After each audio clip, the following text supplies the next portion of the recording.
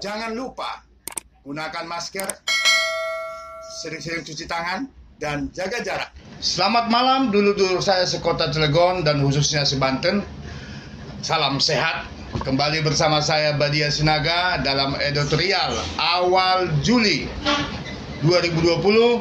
Dalam kesempatan ini saya akan mencoba mengulas tentang penerimaan peserta Didik Baru PPDB tahun 2020-2021. Saya akan menyampaikan program Dinas Pendidikan Kota Cilegon yang mempunyai program saat ini bernama SIRAPEK. Program SIRAPEK. S-nya adalah sehat, I-nya adalah inovatif, R-nya adalah religius, A-nya adalah aman, V adalah vokasional atau bimbingan kejuruan, E-nya adalah etika, dan K-nya adalah kompetitif ataupun persaingan, kompetisi, ya. Nah, ini kembali kepada persoalan penerimaan didik baru. Apa yang muncul dalam persoalan di didik baru di tahun ajaran ini? Redaksi Lugasnet mendapat beberapa aduan dari masyarakat, yaitu ada bahasa yang dari masyarakat, kalau anak Anda mau masuk negeri harus ada orang dalam. Ternyata ketika saya tanya punya rekaman, tidak punya, ya kan? Jadi yang saya minta kepada masyarakat, karena ini adalah zaman keterbukaan informasi publik yang ada undang-undangnya, Undang-Undang Nomor 14 tahun 2008 tentang informasi keterbukaan publik. Apalagi di sini di SIRAPEK ini ada etika. Etika itu adalah perilaku. Gimana seorang guru memberi ke muridnya etika yang tidak baik? Makanya saya percaya, ya, pemerintah Kota Cilegon ini mempunyai program ini sudah dipikir panjang, ya. Oleh sebab itu masyarakat rekam siapa oknumnya, gitu loh, yang mengatakan kalau masuk anak sekolah negeri harus ada orang dalam, ya. Persoalan orang dalam ini tidak sekarang aja muncul, dan saya adalah korbannya, ya. Pada tahun yang lalu di ikatan dinas salah satu di pemerintahan kita, negara kita. Itu yang pertama terkait persoalan ketika penerimaan murid baru. Yang kedua adalah terkait zonasi.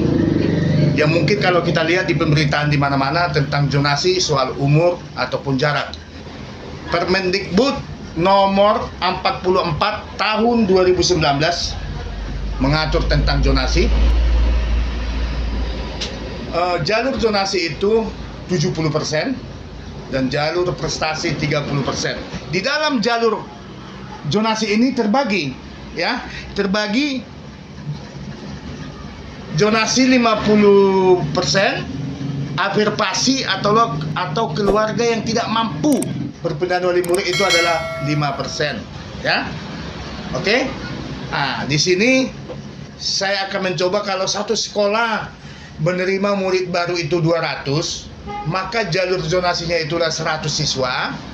Jalur afirmasi ataupun keluarga tidak mampu itu ada 30. Jalur pembinaan orang tua itu 10 orang, dan jalur prestasi itu 30% itu 60. Jadi artinya 200 orang, ya. Itu. Sekarang yang mau saya bahas ini, yang mau saya ulas ini jalur afirmasi. Afirmasi.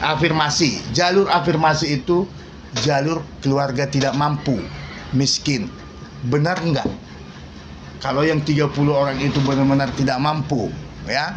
Kalau mereka tidak mampu, kalau analisa saya, mereka yang 30 ini adalah orang tuanya adalah keluarga penerima PKH, ya. Keluarga PKH, program Keluarga Harapan, yang mendapat bantuan dari pemerintah, ya.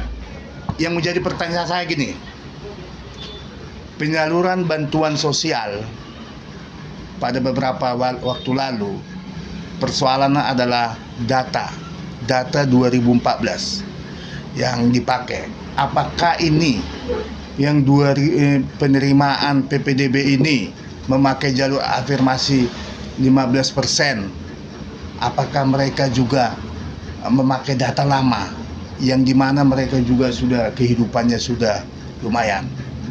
Ini jadi pertanyaan ya kepada Kepala Dinas Pendidikan seluruh Indonesia, khususnya Kota Cilegon, para panitia-panitia PPDB, lakukan keterbukaan informasi publik.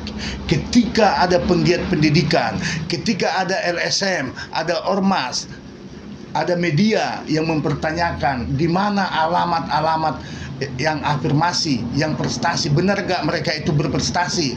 Benar gak afirmasi ini adalah keluarga miskin? Kasih tahu, ya kan? Saya udah mencoba salah satu cek, itu tidak dikasih tahu. Ada jalurnya afirmasi, si A afirmasi, tapi alamatnya tidak ada di website itu. Apa saya kurang paham? Tapi intinya, undang-undang keterbukaan informasi publik harus dilakukan di negara kita ini supaya transparansi itu nyata, ya. Demikian Tugasnet untuk kali ini. Saya Badia Sinaga, tetap semangat ya, jaga pola hidup sehat kita.